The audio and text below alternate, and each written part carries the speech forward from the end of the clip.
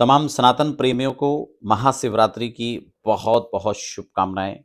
हम लोग शिवरात्रि के पावन पर्व पर किस प्रकार से इस शिवरात्रि महापर्व को हम लोग मनाएंगे, कब इसका मुहूर्त रहेगा, क्या समय रहेगा, चार प्रहर की पूजाएं किस प्रकार से आप लोग कर पाएंगे और क्या विधि रहेगी जिसमें हम पूजा करेंगे, इसको लेकर हम संक्षिप्त में यहाँ पर चर्चा करेंगे ताकि आप लोग शिवरात्रि पर्व को और भी बेहतर बना सकें। तो नए दर्शक हैं तो एक निवेदन साथ साथ रहेगा, फटाफट चैनल को भी सब्सक्राइब कर लीजिए, साथ ही बेल आइकन को भी प्रेस कर लीजिए ताकि आने वाली अपडेट्स भी, चाहे अध्यात्म की, ज्योतिष की हो या पर्व आदि की हो, वास्तु की हो, पूजा पाठ से संबंधित चर्चाएं हैं, वो आपको समय समय पर अपडेट्स मिलती रहेंगी। देखिए, सबसे पहले ये शिवरात्रि फाल्गुन मास में मनाई जाती है, ये सब आपको विदित है। कृष्ण पक्ष की जो चतुर्दशी आती है उसमें हम इसको मनाते हैं और विशेषकर परिवार की सुख समृद्धि के लिए, अपने स्वास्थ्य के लाभ के लिए, अपने बिजनेस व्यापार में तरक्की के लिए और घर परिवार के एक खुशनुमा माहौल को बनाने के लिए यह शिवरात्रि पर्व अपने आप में एक विशेष महा उपाय के तौर पर देखा जाएगा। तो क्या आप लोगों को करना चाहिए, क्योंकि जीवन के इस लंबी यात्रा में देखें तो बहुत सारे झंझट, बहुत सारे अवरोधताएं, ये बड़ा सहज और स्वाभाविक हो जाता है, कोई नई बात नहीं है। हर व्यक्ति के साथ एक उसके जीवन में जहां वो अपनी एक निश्चित अवधि के साथ निश्चित वो उसकी जो चाल है उससे जो चल रहा है उसमें कुछ ना कुछ अवरोधताएं आना, ये बहुत स्वाभाविक है, कोई नई बात नहीं है। खैर, हम विषय पर लौटते हैं। शिवरात्रि यानी या चतुर्दशी जो तिथि को हम लोग यहाँ पर देख रहे हैं, तो इसका जो 25 तारीख को यहाँ पर, सॉरी 26 तारीख को जो तिथि यहाँ पर प्रारंभ हो रही है वो 11:09 के बाद, यानी 11:09 से आपका जो है शिवरात्रि यानी चतुर्दशी यहाँ पर प्रारंभ हो रहा है। नेक्स्ट डे अगर देखें तो वो 8:55 यानी 9 बजे से पहले ही वो पूर्ण हो जा रहा है। तो ये निश्चित हो गया कि 25 तारीख को हम लोग शिवरात्रि मनाएंगे, क्योंकि इसमें प्रदोष काल का महत्व है।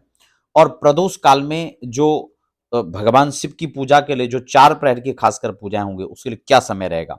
वैसे मैं एक बात यहां पर बता देता हूं, आप लोग शिवरात्रि का जो पर्व है वो प्रथम दिन यानी 26 तारीख के प्रारंभ से जो मैंने आपको समय बताया सुबह 11 के बाद, आप तब से ही रुद्राभिषेक करवा सकते हैं।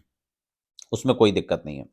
लेकिन आप पूरे चार प्रहर के कार्यक्रम को कर रहे हैं या प्रदोष काल को कर रहे हैं तो आप उसका समय भी यहाँ पर नोट कर सकते हैं। मैंने यहाँ पर आपको बताने के लिए थोड़ा सा ये इसमें नोट किया है। आप सबसे पहले जो प्रदोष काल स्टार्ट होगा उसमें संध्या काल होगा, आप 6 साढ़े 6 के बाद आप अपना पूजन की तैयारियां करके और लगभग 10 बजे से पूर्व ही आप जो है प्रथम प्रहर की पूजा को संपन्न कर दें। ठीक है। उसके बाद फिर वही 10 से आप स्टार्ट करते हैं तो दूसरा मुहूर्त आपके लगभग 12:30 या 1 बजे से पहले पहले लगभग 12:30 1 बजे तक आप उसको संपन्न कर दें। तीसरे प्रहर की पूजा जो है वो आप उसके बाद स्टार्ट करें 1 बजे से, लगभग जलपान करके 1 डेढ़ बजे जैसा भी होता है, और लगभग सुबह के ब्रह्म मुहूर्त यानी 4 बजे तक लगभग आप उसको संपन्न कर लीजिए। फिर आप अपना जलपान करके और फिर अगले मुहूर्त का यानी चतुर्थ प्रहर का जो पूजन करते हैं उसको आप लगभग लगभग 6:30 या 7 बजे तक आप उसको संपन्न कर लीजिए। तो ये चार प्रहर की जो पूजाओं का मुहूर्त है वो आप इसको समझ लीजिए, इस प्रकार से आपको ये कार्यक्रम चार प्रहर की पूजा में करना है। क्या पूजाएं आपको करनी है और कैसे आप महाशिवरात्रि को विशेष बना सकते हैं। ऐसे तो आप अपने अनेक कामना और भावनाओं की पूर्ति के लिए आप इस महाशिवरात्रि व्रत पूजा को करते हैं, लेकिन आप अपने निजानंद के लिए, अपने प्रसन्नता के लिए या भगवान को प्रत्यर्थ करके भी यह व्रत और यह पूजा कर सकते हैं।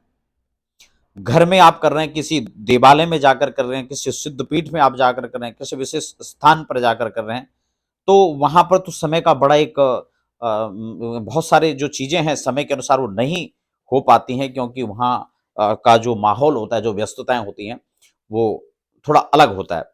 लेकिन घर में आप करें तो बहुत अच्छा है, और किसी ऐसे मंदिर में करें कि जहाँ पे आप स्वतंत्र रूप से कर पा रहे हो, कोई बहुत ज्यादा व्यवधान ना हो रहा हो। तो इस रूप में आपको पूजन करना चाहिए, और नहीं तो आप घर में स्वयं करें। आप स्फटिक के शिवलिंग घर में रख सकते हैं, पारद शिवलिंग रख सकते हैं और नर्मदेश्वर रख सकते हैं। तो किस प्रकार से पूजन आपको करना है, सबसे पहले सामग्री मैं आपको थोड़ा-सा बता देता हूँ, क्या सामग्रियाँ आपको रखनी है। कैसे आपको संकल्प करना है, किस रूप में आपको पूजन अभिषेक करना है। देखिए, सामग्री की बात करें तो आपको सामान्य तौर पर जो गंधाक्षत है, यानी रोली है, मौली है, धूप दीप है, अगरबत्ती तो हम लोग प्रयोग उसमें नहीं करते हैं।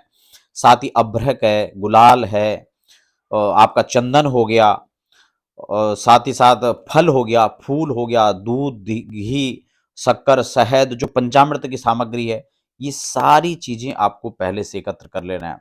भगवान शिव की पूजा में जो खासकर प्रयोग में आने वाली चीजें हैं, उसमें आपका विशेषकर बिल्वपत्र हो गया, तो या भांग हो गया, धतूरा हो गया, ये सारी सामग्रियां आप जो हैं एकत्र कर सकते हैं। तो ये सामग्रियां जब आपने एकत्र कर ली, इसमें गंगा जल, खासकर हो सके तो गौदुग्ध, स्पेशल अगर देसी गाय का हो तो बहुत अच्छा है। नहीं है तो फिर जो भी देश काल प्रस्तुतियों में आपको उपलब्ध हो रहा है, आप उस हिसाब से कुछ नहीं तो कुछ तो करें। तो इस हिसाब से आप अपने घर में सामग्री की व्यवस्था पूर्व से ही कर लें। व्रत आप रखते हैं तो व्रत रखिए, और व्रत नहीं रखते हैं, व्रत में आपकी दिलचस्पी नहीं है, तो मैं उसके लिए कोई विशेष सलाह नहीं देता हूँ। आप खा करके भी भगवान की भक्ति कर लेते हो तो बहुत अच्छी बात है, कोई दिक्कत ही नहीं है उसमें। खाने में कोई दोष नहीं है। हाँ, अन्न का दोष तब है कि अगर अन्न से आपके मन पर विशेष प्रभाव पड़ रहा है और आप उससे नहीं कर पा रहे हैं, तो आप व्रत रख सकते हैं, कोई दिक्कत नहीं है। अगर भावना है, भाव है, तो तब भी व्रत कीजिए, कोई दिक्कत नहीं है। तो ये सामग्रियाँ एकत्र कर लेनी है। भगवान शिव को सबसे पहले आप जो है जल से स्नान कराइए। गंगा जल हो तो बहुत अच्छा, तीर्थों का जल है तो ठीक है, नहीं तो आप सामान्य जल, सादे जल जो आप पीने का आपका पानी है, साफ है, स्वच्छ है, उससे 4 बार जल आप डालेंगे। जो पंचामृत आपने बनाया है, पंचामृत से स्नान कराइए। उसमें आप मंत्र तो आप नहीं पढ़ पाएँगे, तो आप भगवान के पाद्युर्पाद्यम हस्तयोरर्घ्यम मुखे आचमनीयम या स्नाने जलम, इस प्रकार से समर्पयामि करके समर्पित करिए। पंचामृत से पंचामृत स्नानम समर्पयामि, इस प्रकार से आप उसको स्नान कराइए। भगवान का अभिषेक मंत्रों के द्वारा आपको नहीं आता है तो रुद्र सूक्त मैंने कई बार बहुत सारी वीडियोस हमारे चैनल पर उपलब्ध है, आप उसको चला करके भी, सुन करके भी आप अभिषेक कर सकते हैं। शुद्ध स्नान कराइए। भगवान को चंदन जो है आप चंदन का लेप भगवान पर कीजिए। बीच में जो है रक्त रौली से आप भगवान का जो है माँ भगवती के रूप में उनका वहाँ पर पूजन करें, और जितने भी भगवान के गण हैं, उनका जो भी आपको नाम है, गणपतये नमः, वीरभद्राय नमः, सर्पाय नमः, नंदीश्वराय नमः, जितने भी भगवान के गण के जो भी आपको नाम स्मरण हो रहा है उस समय, उनका सबका पूजन आप उसी में कीजिए। और जब आप इस प्रकार से स्नान, गंधाक्षत पुष्प आप चढ़ा देते हैं, माला चढ़ाते हैं, बिलपत्र आदि चढ़ा देते हैं, भगवान को हल्दी चढ़ाइए, आरोग्यता के लिए पान का पत्ता है, फल है, ये सब क्रम से आप चढ़ाइए।